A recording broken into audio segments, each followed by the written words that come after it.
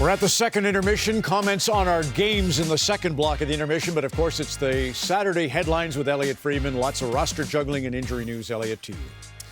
Ron, at this time of year, there's not usually a lot of moves, but there is a lot of talk, and we'll see if it develops into anything. Just a few things that we're keeping an eye on right now. Recently, it was Utah looking for D with their injuries. They did find Oli Mata. Now we're starting to wonder about the Islanders and their injuries. It is believed the Islanders are at least looking around. They have 3 defensemen out. Adam Pelech, unfortunately, for quite a bit of time, 4 to 6 weeks, they said.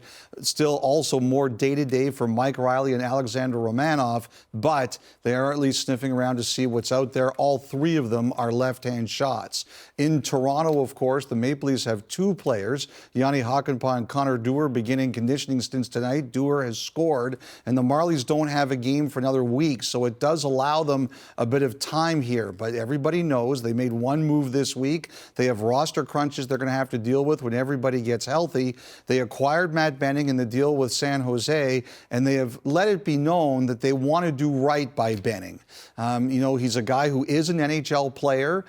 He's more than capable of playing on a roster. And, he just flew all the way across country to meet the team and went with them to St. Louis. And they are trying to do what's best for him. Teams know he's available out there, and we'll see how that one plays out. In Vancouver, the Canucks put Niels Oman on waivers today. I think everybody realizes here there is a possibility he gets claimed. Centers are hard to find.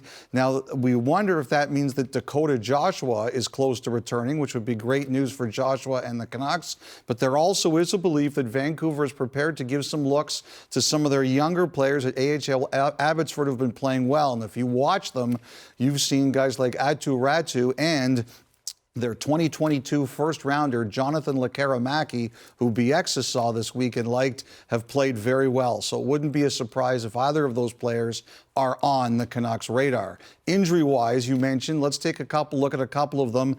There was one tonight in the Toronto-St. Louis game, and they've just announced, the Blues have, that Philip Broberg, who is their big offseason acquisition, will not return tonight. An awkward collision with Mitch Marner. Broberg was helped off, and he will not be back.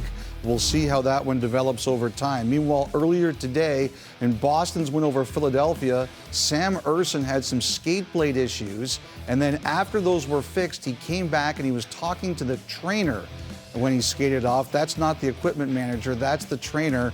The Flyers, it sounds like they're looking at about a week, so thankfully not serious for Ersson, but, just a lot of stuff flying around tonight. Over on the Montreal game in Pittsburgh, Gary Galley was saying that Mike Sullivan wishes Chris Letang took fewer hits. He said he plays a high-risk game and puts himself in a position, and that kind of leads to this conversation this week. Marty Walsh, announcing the PA, has put together a committee. It's a major concern in contact sport for athletes, and that's CTE, Elliotte. So what are you hearing? Well, they approved it last summer, and they're going to hopefully have one representative from each team as a member of it, so the players can get a better understanding of the challenges and the dangers that concussions can present. And we understand that one of the players who's going to be on the committee is Darnell Nurse of Edmonton.